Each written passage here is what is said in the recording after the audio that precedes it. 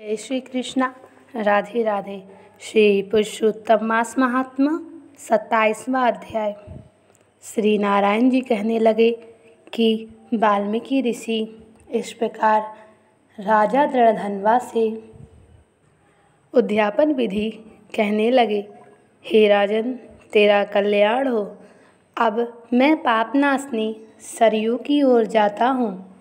तब राजा आनंद युक्त स्त्री सहित उनकी पूजा करने लगा।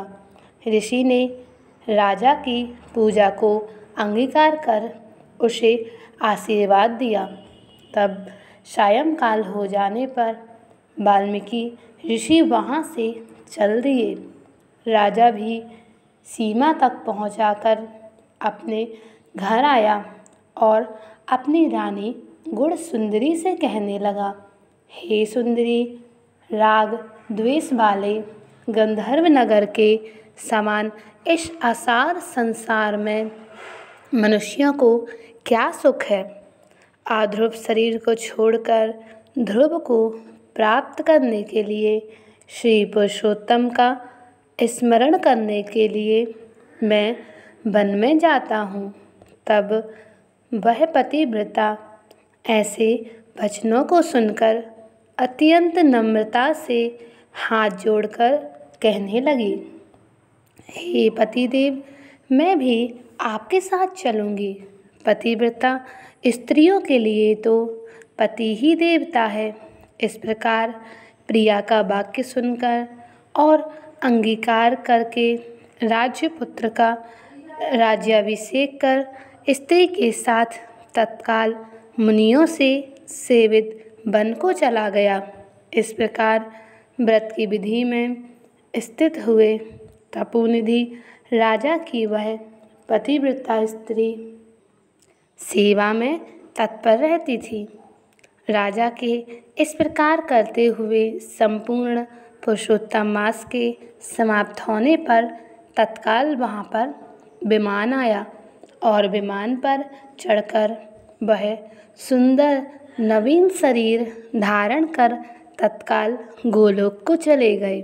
श्री नारायण जी बोले, हे नारद, इस पृथ्वी तल में पुरुषोत्तम के समान कुछ भी नहीं है। 1000 जन्मों तक जप तप करने से भी वह फल नहीं मिलता जो पुरुषोत्तम मास के सेवन करने से मिलता है।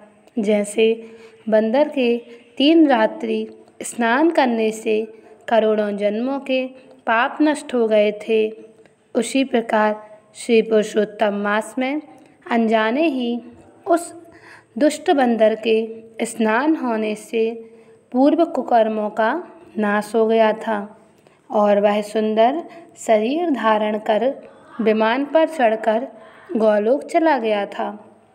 हे तपोनिधि, सब लोगों के हित के लिए वह कथा मेरे से कहिए कि उस बंदर ने 3 रात्रि कहाँ पर स्नान किया। वह बंदर कौन था, क्या आहार किया और वह कहाँ उत्पन्न हुआ। उसके अनजाने ही पुरुषोत्तम मास में स्नान करने का क्या फल हुआ। श्री नारायण जी बोले, केरल देश में उत्पन्न अत्यंत लोभी एक ब्राह्मण था। इस कर्म से लोक में वह कर्द कंजूस नाम से विख्यात था। यद्यपि उसके पिता ने उसका चित्र शर्मा नाम रखा था। वह कभी भी कोई भी धार्मिक कृत्य नहीं करता था। एक वन में विचरने वाला माली उसका मित्र था।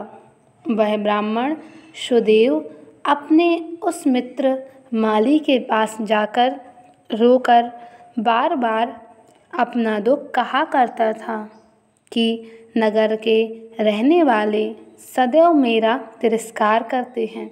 इससे इस नगर में रहना अति कठिन हो गया है। वह माली को उसको दीन जानकर दया करता हुआ बोला, हे कदर्य, तुम इस समय बाड़ी में रहो। और वह कदर्य माली के वचनों को सुनकर आनंद से उस बाड़ी में रहने लगा, नित्य उसके निकट रहता और उसकी आज्ञा का पालन करता। इससे उस माली का उस ब्राह्मण पर दृढ़ विश्वास हो गया।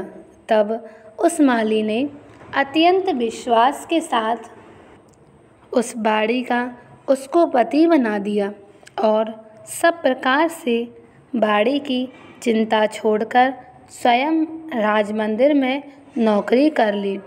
इधर लोभ से अत्यंत दुर्बल वह कदर्य बेचने से बचे हुए फलों को बड़े आनंद से निर्भय होकर खाने लगा। उस समय बाड़ी में उत्पन्न हुए द्रव्य को निर्भर होकर आप ग्रहण कर लेता और जब बाड़ी का माली पूछता तो असत्य बोलकर बहाना करता। इस प्रकार बुढ़ापे से गलित शरीर वाला वह दुर्बुद्धि कदर्य 87 वर्ष का हो गया और उसको जलाने के लिए लकड़ी भी नहीं मिली।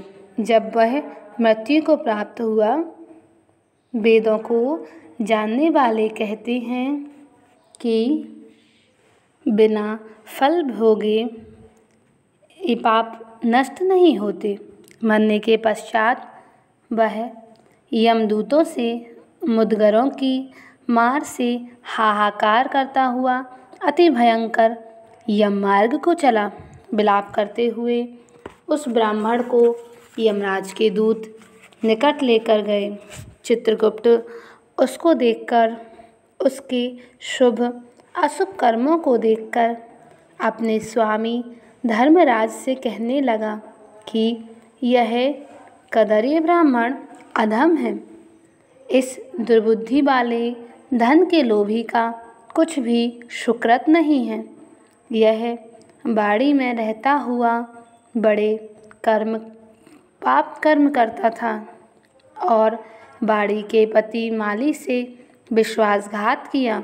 श्री नारायण जी बोले, हे नारद, इस प्रकार चित्रगुप्त के वाक्यों को सुनकर धर्मराज अत्यंत क्रोध से भरे हुए वचन बोले, यह 1000 वर्ष तक बंदर की योनि में रहेगा और विश्वासघात का फल इसको बाद में मिलेगा। श्री पुरुषोत्तम मास महात्मा 27वां अध्याय समाप्त। जय श्री कृष्णा। राधे राधे।